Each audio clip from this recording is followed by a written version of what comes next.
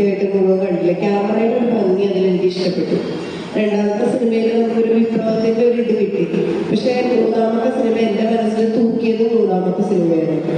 അങ്ങനെ പറയില്ലേ, തൂക്കി എന്ന് പറയുന്നത് പോലെ എനിക്ക് മൂന്നാമത്തെ സിനിമ എനിക്ക് അതിന്റെ പ്രമേയത്തിന്റെ ഒരു വ്യത്യസ്തത കൊണ്ടും എടുത്ത ആ ഒരു സബ്ജക്റ്റ്, പിന്നെ എന്തോ അതിലെന്തൊക്കെയോ ഉണ്ടായിരുന്ന പോലെ ഒരു ഡെപ്ത് വല്ലാതെ ഫീൽ ചെയ്തു.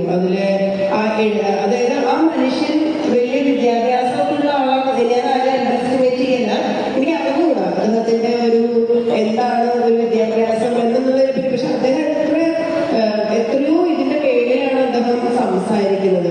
പിന്നെ ഈ ആലുവയ്ക്ക് ഇപ്പോഴും എനിക്ക് തോന്നുന്ന ഒരു മരണത്തിന്റെ മണമുള്ള സ്ഥലമാണത്. കാരണം നമുക്കറിയാം ഈ ശിവരാത്രി മണപ്പുറത്താണ് നമ്മൾ പിതൃകർമ്മങ്ങളൊക്കെ ചെയ്യുന്നത്. അപ്പൊ എന്തൊക്കെയോ ഇതുമായിട്ട് റിലേറ്റഡ് ആണ്. പിന്നെ ഞാൻ ആ വീട് ശ്രദ്ധിച്ചു. ആ വീടും ഒരു മരണം ഏറ്റുവാങ്ങുന്ന വീട് പോലെ കിടക്കുന്ന ഒരു വീടാണ്. അത് ഒരിക്കലും കളർഫുൾ ആയിട്ടൊരു വീട് എടുത്തിരുന്നെങ്കിൽ ഒരിക്കലും ഈ മെസ്സേജ് കൺവേ ചെയ്യാൻ പറ്റുമായിരുന്നില്ലെന്ന് എനിക്ക് തോന്നുന്നു. ആ വീട് ഈ സിനിമയിൽ ഒരു റോൾ പ്ലേ ചെയ്യുന്നുണ്ട് മൗനമായിട്ട്. അവിടെ ഒന്നിനും ജീവനില്ല. അവിടുത്തെ ചെടികളെ ഞാൻ ശ്രദ്ധിച്ചു. ഈ തിളപ്പിച്ച വെള്ളം ഉണ്ടാക്കുന്ന സാധനങ്ങൾക്കല്ലാണ്ട് ഒന്നിനും ഒരു പച്ചപ്പില്ല, എല്ലാം ഡ്രൈഡാണ്. ഗേറ്റ് ശ്രദ്ധിച്ചു കഴിഞ്ഞാൽ തുരുക്ക് പിടിച്ചൊരു ഗേറ്റ്, കളർഫുൾ അല്ലാത്തൊരു വീട്. പിന്നെ ഞാൻ വിചാരിച്ചത് ഈ മനുഷ്യൻ കാണുന്ന സ്വപ്നങ്ങൾക്ക് വല്ല നിറം ഉണ്ടാവുക എന്നുള്ളതാണ്. അദ്ദേഹത്തിന്റെ ഒരു ജീവിതം ഒന്ന് ആലോചിച്ച് നോക്കിയപ്പോ അവര് രാവിലെ എഴുന്നേറ്റ് കാണുന്നത് മോർച്ചറിയാണ്.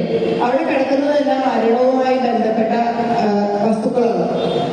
ഉറക്കം ഉണരുമ്പോഴും ഉറങ്ങി കഴിയുമ്പോഴും ഉറക്കത്തിന് ശേഷവും ഉണർവിന് ശേഷവും എന്നും അദ്ദേഹത്തിന് അതുകൊണ്ട് എനിക്കുള്ള മരണത്തെ പേടി കാണത്തില്ല. കാരണം ഇതുമായിട്ട് അദ്ദേഹം താതാത്മ്യം പ്രാപിച്ചു കഴിഞ്ഞു.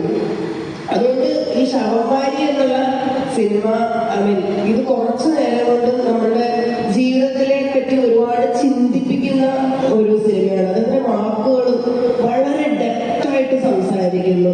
അത് എങ്ങനെയാണ് ഇങ്ങനെ ഒരു സബ്ജക്റ്റിലേക്ക് വരാനുള്ള കാരണം? ഒന്ന് പുള്ളി പറഞ്ഞത് എനിക്ക് അത് ഭയങ്കര ഇൻസ്പിറേഷനാണ്.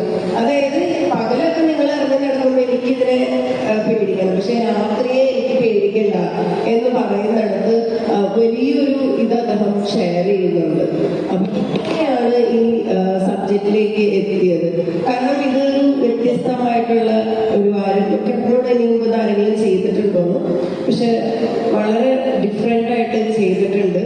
അതിൽ ഉപയോഗിച്ചിരിക്കുന്ന പ്രോപ്പർട്ടീസ്, അതുപോലെ നമുക്കൊരു വൈകൃത്യം തോന്നാത്ത രീതിയിലുള്ള, ഈ വൈരൂപ്യം തോന്നാത്ത രീതിയിലാണ് ഈ മൃതദേഹങ്ങളെ എടുക്കുമ്പോൾ അതിനെ കൈകാര്യം ചെയ്തിരിക്കുന്നത്. അതിന് വലിയതായിട്ടൊന്നും സിനിമയെ പറ്റി സംസാരിക്കാനായിട്ടുള്ള ഒരിതല്ല, പക്ഷെ നമുക്ക് കാണുമ്പോൾ പ്രേക്ഷക എന്നുള്ള രീതിയിൽ ഇതൊക്കെ നോട്ട് ചെയ്തതായിട്ട് നോട്ട് ചെയ്യപ്പെടും എന്നുള്ളത്.